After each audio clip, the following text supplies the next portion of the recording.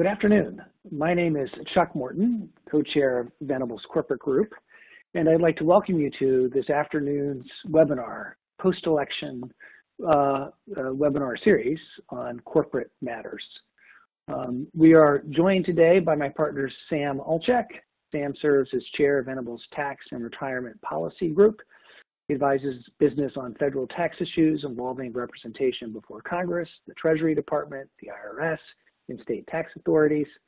He is a tax attorney and a CPA and focuses on the industries of hospitality and travel, retail, manufacturing, and financial services. Sam's the former tax counsel with the Senate Finance Committee and the legislative counsel with the Congressional Joint Committee on Taxation. Also joining us today is my partner, Mike Bloomquist. Mike provides strategic counseling on legislative and regulatory matters affecting the environmental, healthcare, communications, and technology industries. Prior to joining Venable, he served as staff director to the U.S. House of Representatives Committee on Energy and Commerce under ranking member Greg Walden. He also has had senior positions on the Senate side of the Congress as well. These are remarkably interesting times, and obviously we are lucky to have these two seasoned Washington insiders with us here today for a discussion of the, I would say, recently concluded, but feels like ongoing 2020 election. So with that, let me pass the baton to Mike, who will give us an overview of the results to the extent we know them. Great, thanks Chuck, and hello to everybody, and thanks for coming to our webinar. We thought we'd start out with a few big picture election slides. We got President-elect Biden. We have a strong election law practice here at Venable, and the partners in that practice have walked us through the various lawsuits, the likelihood for success. Even if they are successful, what would that mean to the overall numbers? And it does seem like we are playing out the string in terms of the president's ability to continue to challenge the results. So the real world implications for that is the president has not permitted the General Services Administration to provide transition monies and office space to the Biden transition team. And it also restricts their ability to interact with the federal government and get a leg up on beginning the transition process. The Senate is still is a complicated matter. Senate Republicans currently sit at 50 seats. Senate Democrats sit at 48 seats, which is a pickup of 2 seats. And there are 2 seats still outstanding. Both are in Georgia, and they will be facing a runoff on January 5th. If Republicans win one, or obviously both, they would then retain control. If Democrats win both of the seats, then Democrats would be sitting at a 50-50 split in the Senate, and Vice President Harris would then be in a position to break the tie, giving Democrats control of that chamber. While that would mean a unified Democratic government with reduced margins in the House and such a tight split in the Senate, it really would limit the ability for major legislation or controversial nominations to make it through the Senate. Oh, sorry. So we're looking at the next 60 days from now until the inaugural. We'll have the Georgia runoff. We still have to run out the string on contesting the current election. The government runs out of funding on December 7th. And so what that means is Congress and the President would need to pass, and the President would need to sign some type of funding measure. That could be either an omnibus appropriations package, that could be a continuing resolution for a shorter time period. And otherwise, if Congress fails to pass something, or the President chooses not to sign it, Congress could either override that presidential veto, or the government would shut down on December 7th. I think based on conversations we've been having while the appropriators are working like crazy to try to do the FY 2021 appropriations bills, I think there's a lot of smart money saying we might end up with just a continuing resolution for a shorter time period till February or to March. An X factor in all this is President Trump and his willingness to sign any measures that come in from the House and Senate. Looking at the lineups in the House and the Senate, Democrats retain control of the House of Representatives. They are going to have elections for who will be the new House Appropriations Chair. Richie Neal will still remain chairman of the House Ways and Means Committee, Frank Pallone, chairman of the Energy and Commerce Committee, and Maxine Waters, chair of the House Financial Services Committee. If Republicans retain control of the Senate, you would see a familiar lineup of Richard Shelby at Appropriations, Mike Crapo at Finance, which is new. Senator Grassley was term limited, Roger Wicker at Senate Commerce, and Senator Toomey at Senate Banking. For those of you that do environmental stuff, Senator Barrasso is currently chairman of the Environment and Public Works Committee, officially announced today that he was going to move to the Senate Energy and Natural Resources Committee and take up chairmanship of that committee. Chuck? Mike, sure. So before we move, before we move away from just the election results overall, what's your sense about the likely outcome in Georgia? Obviously, the results of that election are incredibly important, and the money is flowing into the state. If you had to guess, what's your crystal ball say about the outcome? I mean, I'd say in the near term, Republicans have been very good at special elections and figuring out how to motivate their people to turn out in these runoff or special elections. That they had been able to successfully turn out voters to vote in many other swing states to preserve Senate Republican candidates. I think saying, hey, even if you vote for Biden, you should vote for a Republican senator, thereby ensuring the divided government, and we can all just breathe a little easier for 2 years because nothing major is going to happen in a divided government. So I think that's going to be their message. Now that said, President Trump's behavior could be animating Democrats to turn out in force just like they did during the election that turned Georgia as a state blue, even though the Senate candidates ran ahead of the president on the Republican side. So if I'd say my crystal ball, I'd say the odds are likely that the Republicans pick up at least one of those seats and thereby retain control. But this has been 2020 has been such a crazy year. Well, I guess this will be 2021, but 2020 has been such a crazy year. It's hard to say anything for certain.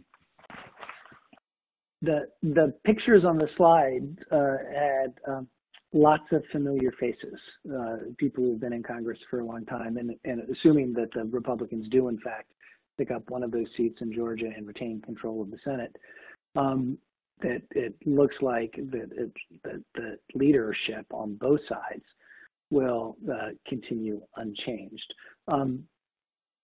Given that, are we likely to have more of the same? I think so. President Trump and President-elect Biden both have very different governing styles. So I would expect President Biden to be more involved with Senator McConnell and he and Senator Harris being of the Senate. I also think people get better at working with each other moving forward. The staffs get used to each other. The Democrats had, for the first time in 8 years, just regained control in the House last year. So House committee staff, House committee leadership, they were figuring out how to govern every interaction with the Senate. It was the first time with their being in charge. And I think you get better at these things as you move forward. So I think there is a path forward for folks working together. And and it will be different if when President Biden's in charge, just in terms of tone and maybe the volume of the conversation. Sure. One thing to point out for our guests, there are ways on this platform that we're using to submit questions. Some of you, the precocious students, have already figured this out and have raised some questions. But please feel free to pose any questions. Our experience in doing these things, and we've done literally hundreds, if not thousands of them this year, is that people leave most satisfied if their specific questions are answered. And one of my jobs as today's moderator is going to be to try to field those questions. So please feel free to do that, and I'll do my best to weave them into our conversation. The topics that we're going to cover today, and we can go back to some of the more political piece of this if you wish, but the topics we intend to cover are tax policy, tech policy, COVID-19 response, healthcare, climate change, infrastructure, trade and international engagement, immigration, and labor policies. These are obviously big issues that require thoughtful and strategic decisions, public policy and private action as well. And we'll do our best to try to give you a sense of where these discussions are likely to go and address other questions that you may have as well. I see the audience is coming from a pretty diverse collection of industries. So with that, let's start with a topic that is central in many people's concerns, and that is the Biden tax proposals. Dan? Thank you, Chuck, and hello, everyone. Discussing President-elect Biden's potential corporate tax changes in the next Congress reminds me of the epic statement by Admiral James Stockdale. And if you're old enough to remember the 1992 elections with Ross Perot, Admiral Stockdale was his running mate. And he started the vice presidential debate by saying, "Who am I and what am I doing here?" And the reason I say this is because President Biden's what I'll call ambitious corporate tax package was predicated on a very different looking Congress than what emerged and is emerging subsequent to Election Day.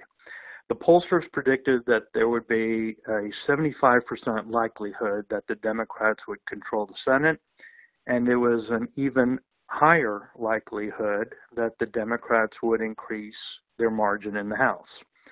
And as you've heard from Mike, that hasn't materialized. So I'm going to spend a couple of minutes discussing President-elect Biden's corporate tax package, a little bit about how the implications of the elections on tax policy, and then what I call the art of the possible in a divided Congress.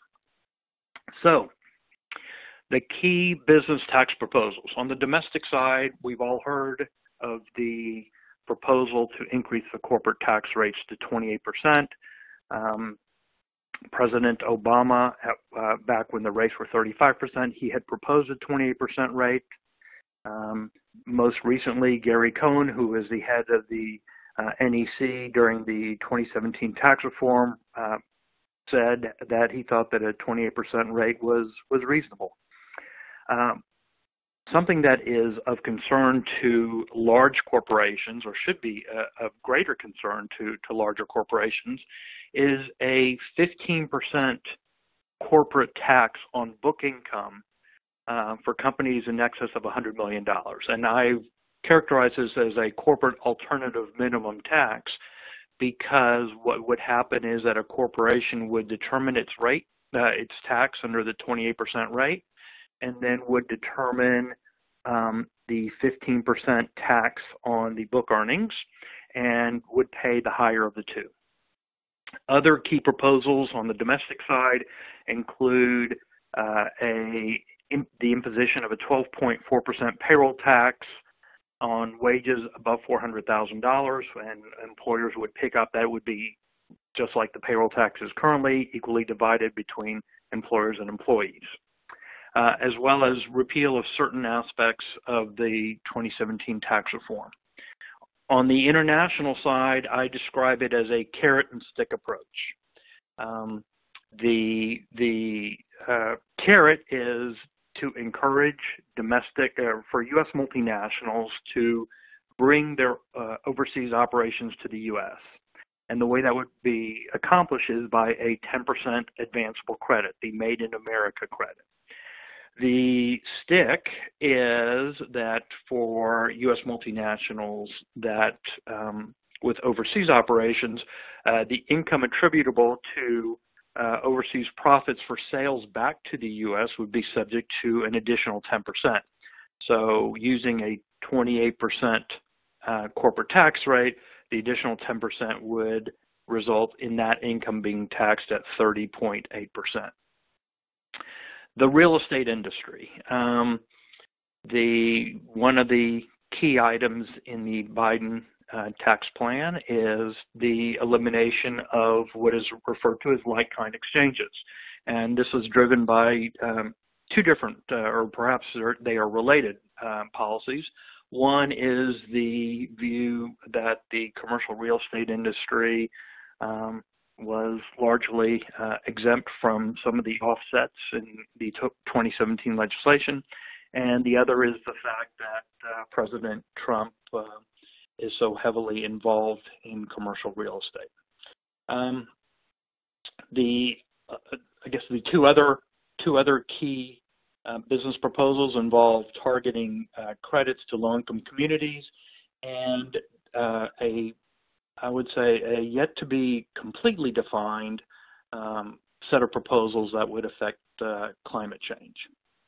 So, but all this, as I said, was predicated on a Democratic Senate, and this cannot be accomplished without the Democrats controlling the Senate. So as we've already heard, it's 50 to 48, and the runoffs are January 5th. And if there is a GOP victory in either one of the two runoffs, then the margin will be 51-49, and that would largely thwart President-elect Biden's corporate tax package. What is not gaining, or it's not getting as much press as the Georgia Senate race, is what happened in the House. Going into the election, the Democrats had a 17-seat margin. At this point, that margin has shrunk from 17 to 7 seats, and there are 9 races still pending. The GOP leads in 6, so that could shrink the margin in the House to 4 seats. And that will have a significant impact on tax policy as well, because if President-elect Biden is to have success, and the fact that there wouldn't be 60 Senate seats, the preferred approach would be, or the approach that has been used in the past, most recently in 2017, was the reconciliation route. But in order to have a reconciliation bill, you have to have a budget resolution that is passed by both the House and the Senate. And the House has struggled to pass a budget resolution and has not passed a budget resolution in the last 2 years, with a dwindling margin and some philosophical debates within the Democratic Party. The fact that the House is so closely divided will be problematic for any type of reconciliation legislation. So I call this slide the art of the possible. Our view is that the Senate will be focusing on not only judicial confirmations, but as many nominations as possible during the session. Of course, there has to be government funding beyond the December 11th continuing resolution. Right now, I would say that it is the odds of another COVID relief package during the lame duck session are not promising. And again, agreeing with Mike, I'm very unclear what President Trump's agenda is here for the next several weeks. What could happen in the 117th Congress? Again, I am assuming that there is divided government.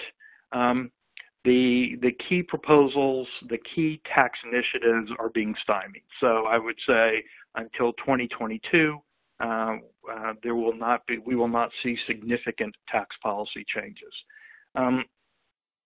There will be a focus. That doesn't mean that there won't be any tax legislation, but there will be a focus on proposals that enjoy bipartisan support. And one is an enhanced child credit, and another perhaps area that could lead to legislation is enhancing the research and development tax credit, and that will help stimulate or encourage bringing jobs into the United States as well as developing jobs. An infrastructure package, I think Mike's going to talk about that in a few minutes. The question is how to pay for it. And what we will, sorry, go ahead, yes. Sure. So we do have one question from a member of the audience, one of our favorite reporters, and she asked, what will Biden do about Trump's payroll tax deferral? And as we think about going into the new year, how could that impact businesses? Well, that's a great question. It seems that the presumption of the payroll tax deferral is that there will be some type of forgiveness, or the Trump administration was banking on some type of a forgiveness come 2021. There will be a lot of pressure to do that. So this is pure crystal ball, but I think given the individuals that were affected, federal employees and whatnot, I think that there will be some legislation enacted that will address the payroll deferral. But excellent question, and that's one of those that we just don't know at this point. So, and as we think about going through these topics, one of the things to think about is the first 100 days of any administration is obviously important, and perhaps thinking about what, if any, of these things can be done during that window of time would be interesting. So, but I know we're moving on to the passing major tax legislation and how reconciliation might work. So the last point I want to make is we've seen that in the Trump administration, but in the event of a divided government, there will be much greater emphasis on regulatory initiatives. So the Biden administration will look to see what can be done via the regulatory route to accomplish its objectives. So the last slide I've included is more of a for someone who needs to fall asleep at night and they want to read about reconciliation. This is a quick summary of the reconciliation process and why it is such a challenge to get it through both houses and the limitations. So with that, Mike, I'll turn it back to you.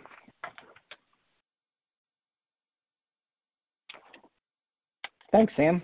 We're now going to head through that list of policy subject matter list that Chuck said earlier.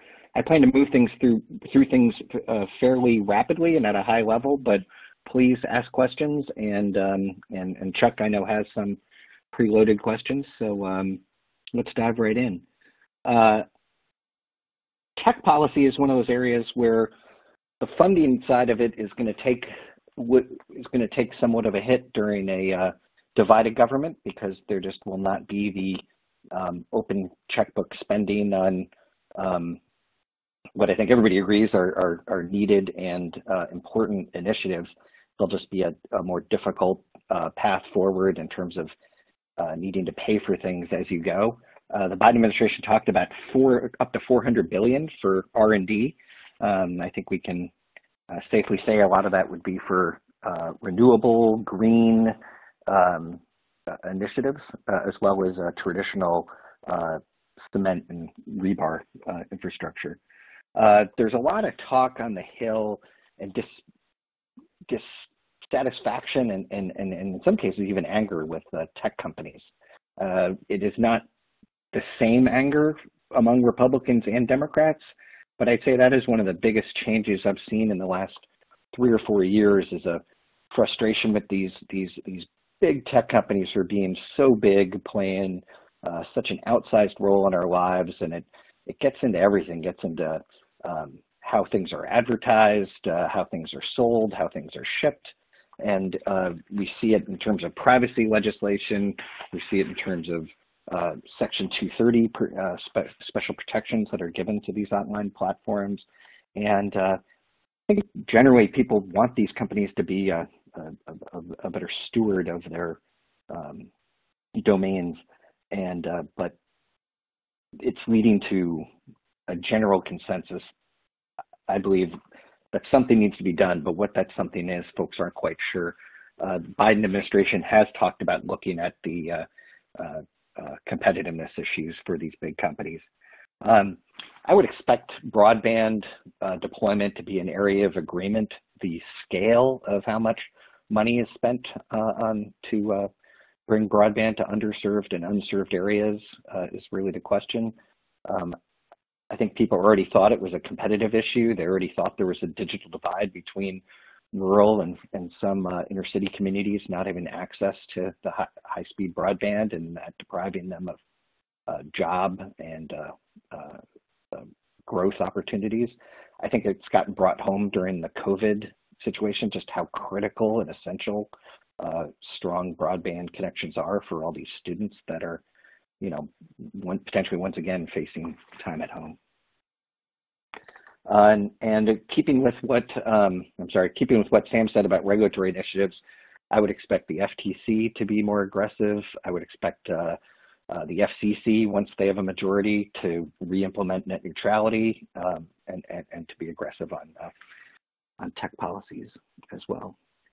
COVID-19 response, this is one of the best bets for a package to come out of the House and Senate. I think there's going to be an emphasis in the Biden administration of federalized testing and mask policies to the extent they can. They've already started giving some indications of that, saying federal office building mask mandates, federal facility mask mandates, federal lands mask mandates. I think folks have been generally pleased with Operation Warp Speed. Maybe the Biden folks will rename it, but the effort to safely yet rapidly bring vaccines to market, with those announcements within the last week of Pfizer and Moderna, and then you have J&J, AstraZeneca, and others following closely on their heels. I think that's been a great public-private success. I would say that more money from Congress dealing with COVID. It's the amount of money and the extent to it. I think folks on the House and the Senate can get there pretty easily and agree pretty easily on a few hundred, multi-hundreds of billions. It's the extent of how much do state and local governments get taken care of, how big are individual checks to people to try to sustain them through this latest lockdown. And that's all Mike, TBD.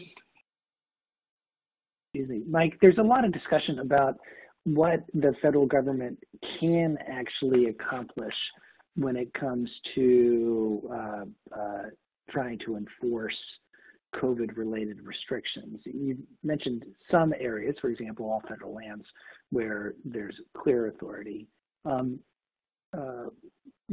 Are there limitations on what the federal government can do in terms of enforcing some of these issues? I'm sure there are. I see a lot of stuff online that seems a little half-baked about constitutional objections to doing this. I think we've all and everybody in this call knows of, the federal government using, say, highway funding to encourage states to take certain steps, whether it be, speed limits or seat belts or car seats. So I think there are a lot of ways the federal government can really push and incentivize. Maybe it's not a Oval Office executive order decreeing a federal mask mandate, but there would be other ways the federal government can exercise tremendous stuff. But I bet you the main way, in keeping with President-elect Biden's style, is that he more just leads by example, and his administration leads by example of if masks are something they choose to emphasize, you're gonna be seeing them wearing masks and talking about masks a lot more aggressively than the current administration.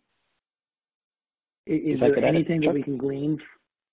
It does, absolutely, and I guess using highway traffic funds as a lever to encourage state compliance with federal mandates hasn't resulted in the end of the republic, so that's a good thing. Does the appointment of the President-elect Biden's COVID-19 advisory board give us any window into his thinking about these things? Is it really all about masks and preventative efforts and leading by example? Is that what that demonstrates?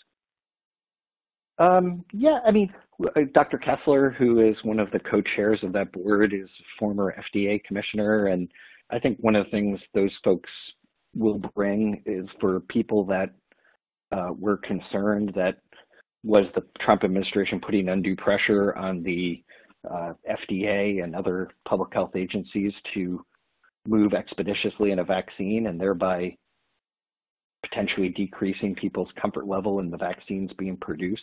I think Dr. Kessler and his team are going to be able to kind of give everything a hard look and be able to report back to the president that hopefully everything worked well, and that they're on pace to amazingly have these vaccines available to people in record time. Thanks.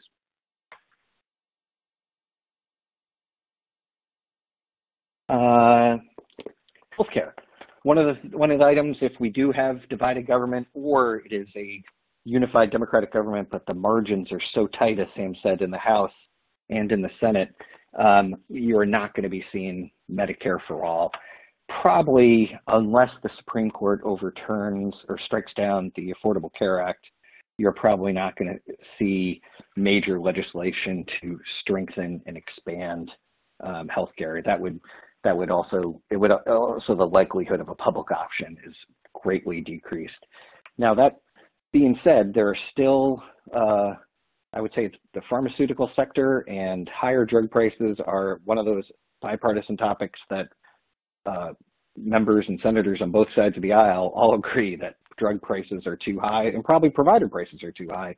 And we have seen there's one thing the Trump administration has started to walk down, and whether or not they finish the regulations is to be determined, but they started to walk down certain regulatory steps they could take to lower drug prices, such as pegging the drug prices to a basket of international countries and what they pay for equivalent drugs, or importation of drugs from other countries. Those type of regulatory steps are something I presume the Biden administration will be seeking to engaging aggressively going forward.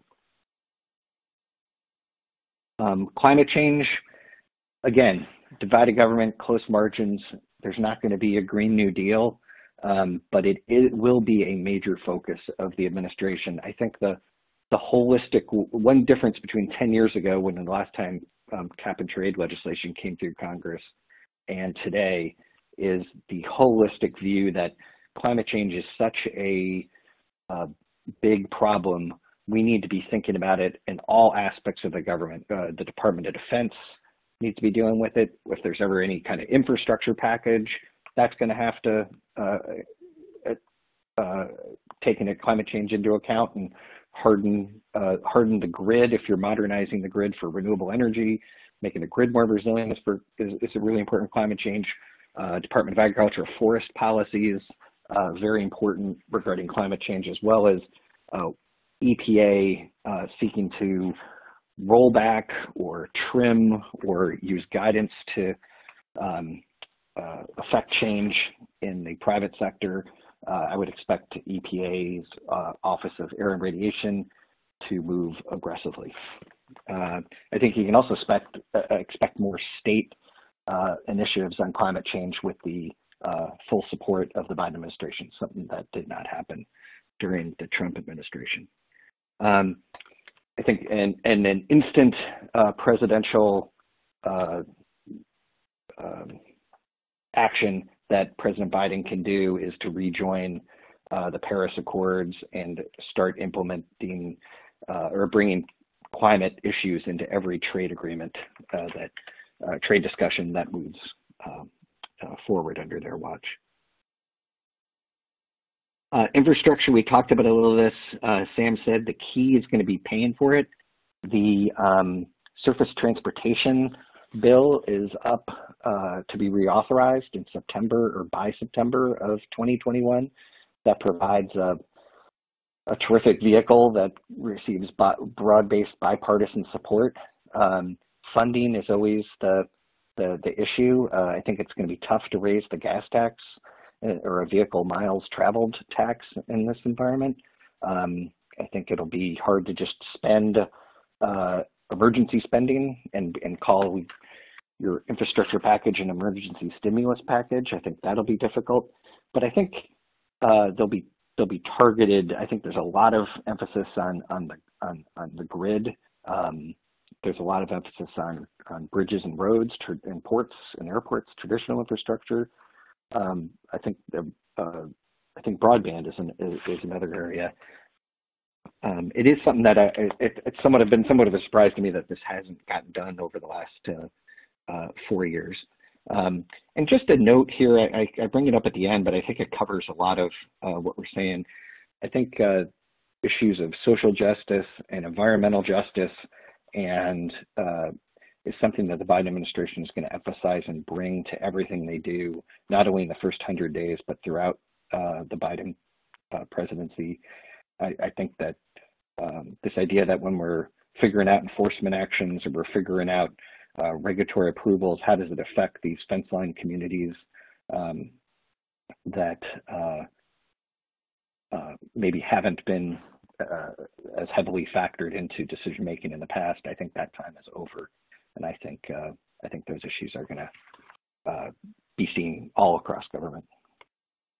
Mike, on the infrastructure front, when we did this panel 4 years ago, I remember there was really a sense of optimism that was something that was going to be able to elicit bipartisan support. And there hasn't been meaningful progress on that over the past 4 years. Why do you think that is, and what has changed or will change in the new Congress to enable there to be progress here? I'm surprised as well. I know when we were in charge 4 years ago, we all came in. President Trump coming from a background as a builder, we all thought he'd be doing deals to kind of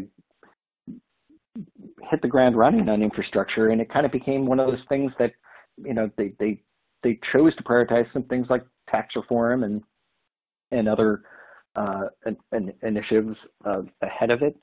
I never really felt like, well, there were repeated infrastructure weeks. It never really felt like there was an infrastructure package that came from the administration. And there wasn't one of those natural vehicles like the highway bill, the surface transportation bill, that could kind of be the central organizing principle for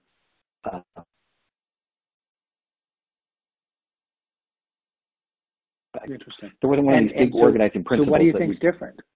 Yeah. Well, I think we have a highway bill coming up to be reauthorized that will get done, and even if it's done on the cheap, that's probably a couple $100 billion right there, which is real money. And I think there's also a real sense that, you know, COVID is really putting a hole in our economy, and that some level, I mean, I think there will be a sense that there needs to be some kind of economic stimulus package. And I think one of the lessons learned from the ARA stimulus under President Obama was that, things that were investing in long-term infrastructure was a lesson learned, and maybe fewer grants and tax breaks as a stimulus and more infrastructure spending for permanent jobs and growth would, I think, get more support up on the Hill. Interesting.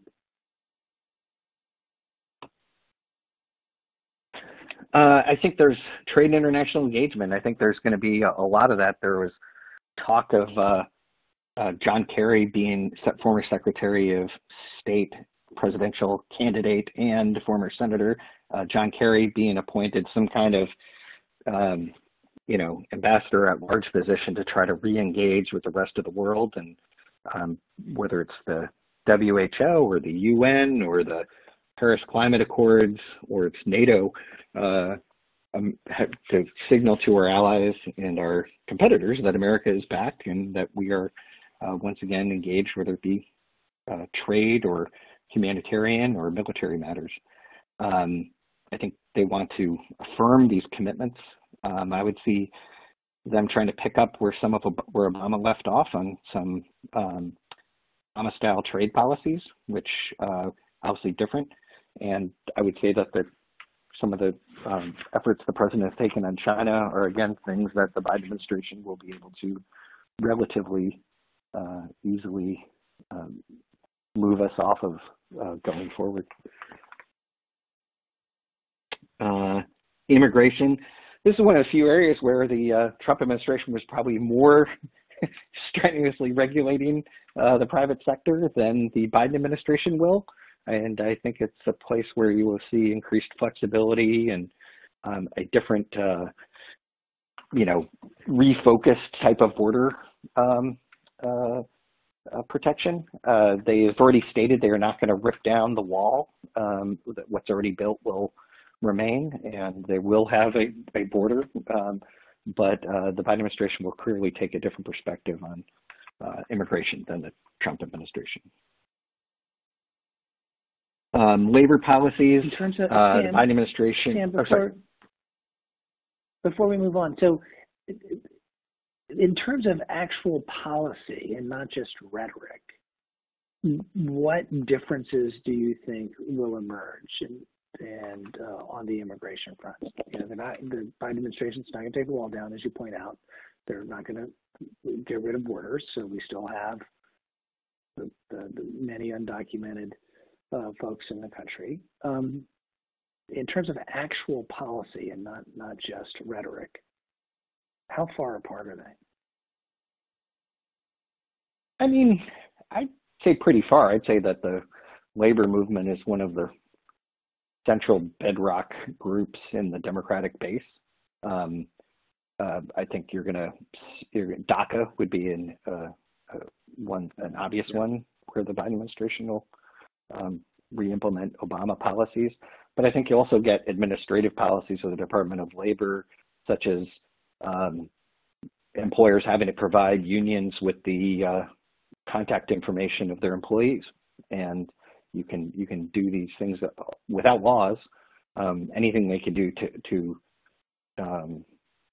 encourage organizing and the strength and reach of the labor movement. I think the Biden administration will do that. You can see in their transition teams how many labor organizations are included in filling out the teams as a sign of the strength and reach that the labor movement has inside the party.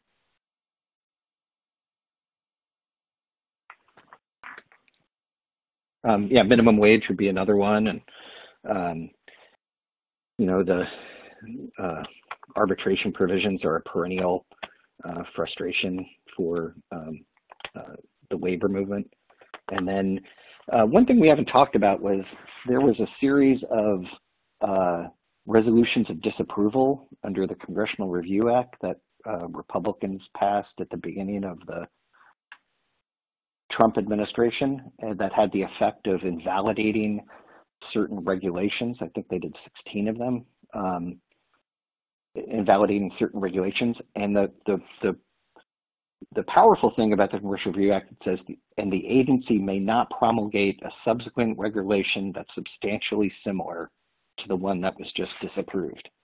And so in a variety of different areas of government, these regulations were wiped off the face of the earth, and they were and nothing has taken their place.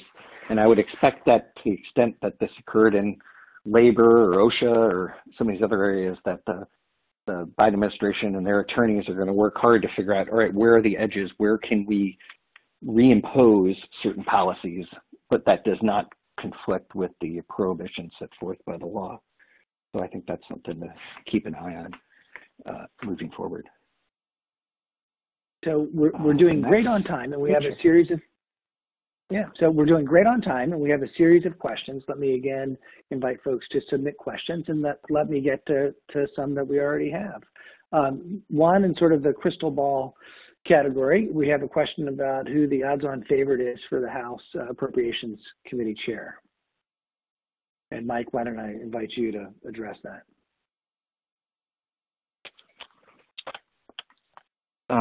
For the Energy and Commerce Committee chair, did you say, or the Appropriations Committee chair? I'm sorry. Appropriations. I mean, I think this is not my party, so I don't have the same kind of inside info, but Rosa DeLauro, who's a very progressive and a very senior member of the Appropriations Committee, is also a principal ally of Speaker Pelosi. And I think just in reading the Hill rags and talking to folks, that I think people think that she is going to be moved from being the subcommittee chair, the cardinal of the Labor, Health and Human Services Appropriations Subcommittee, to being the full committee chair. Interesting. Another question, and Sam, I'll direct this one to you, and unless you think Mike has more insight. How about a $15 federal minimum wage? Obviously, many of these states have already moved, and some municipalities, to increase their minimum wage to that number. What's the chance that we see in the new Congress a $15 federal minimum wage? Sam? That is certainly something that President-elect Biden has campaigned on and has been mentioned. I think that the answer to that depends on what happens in Georgia. There you go. Yeah, I think, Chuck, one Mike, of the really interesting. Yeah, go ahead, Mike. Yeah. One of the really interesting kind of political footnotes of this last election was Republicans outperformed by so much in Florida, all up and down the ballot, that there's some people are saying, is Florida now a red state?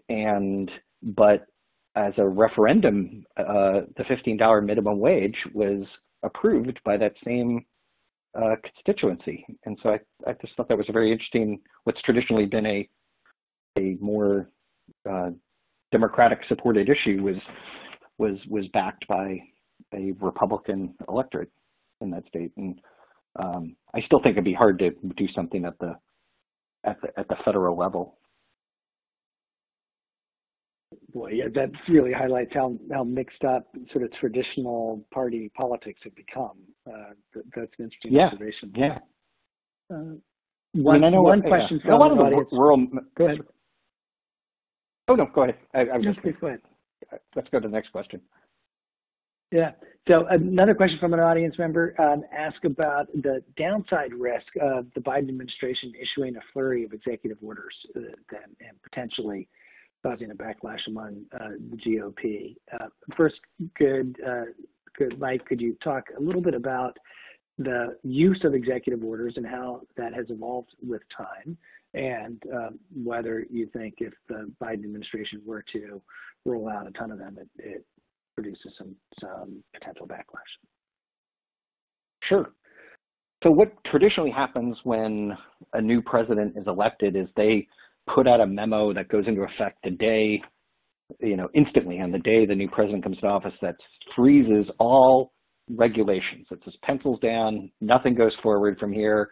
Anything that's in the pipeline stops immediately until we can kind of take a look at everything and figure out what's going on. And the president will also issue a bunch of other executive orders. Traditionally, one of those, for example, is the Democratic president does an executive order, what they say lifting the gag rule, that would allow U.S.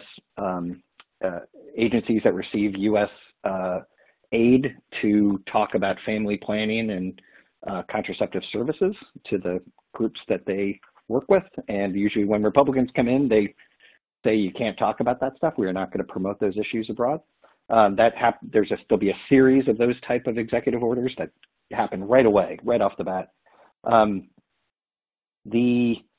When Republicans took over the House towards that year 6 of the Obama administration, President Obama famously said, even if we don't have, the Congress, I still have a pen and I have a phone. And what he meant was he was still able to issue executive orders. He was still able to do signing memorandums. When he signed a law, he would then issue a memo saying, here's how I interpret this law.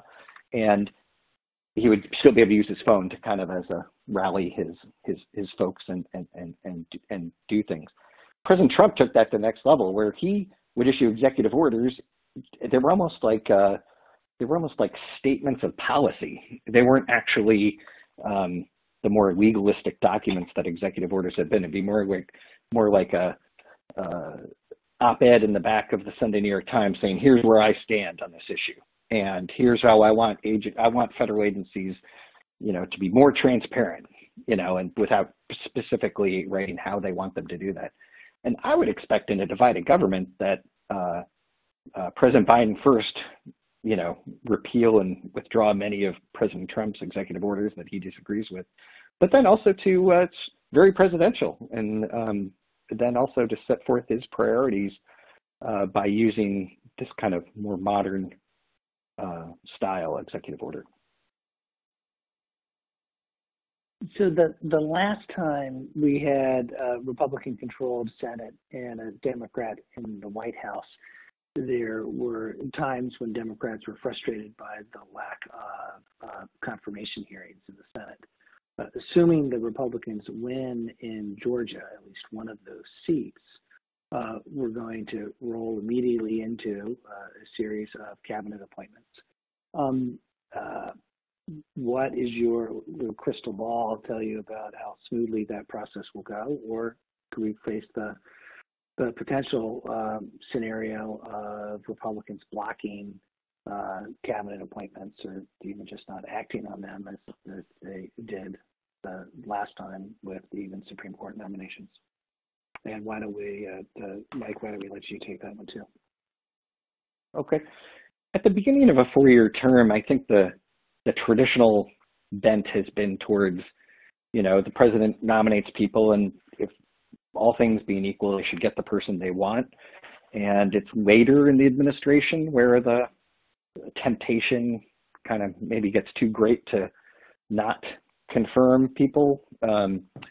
I would say in the current environment, and President Biden being a creature of the Senate, I think this will moderate his choices and who he puts forth to the Senate.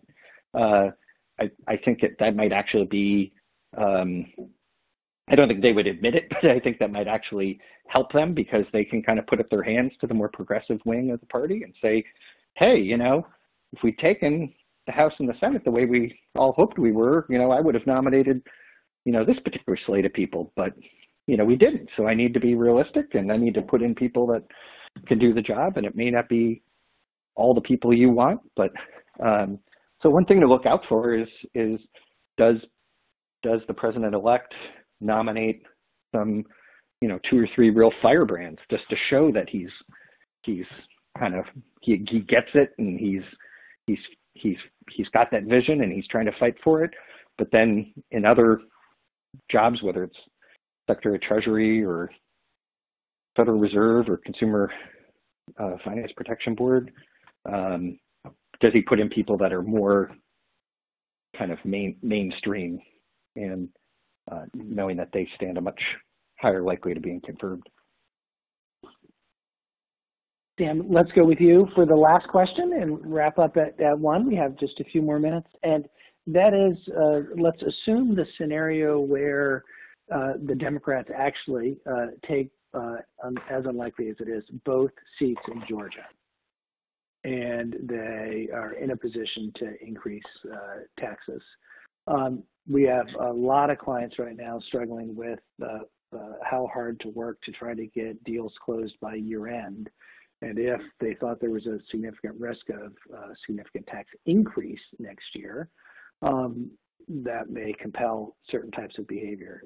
So in the scenario where the Ds take the Senate, what's the chance that tax policy that's adopted in 2021 would be retroactive to the first of that year?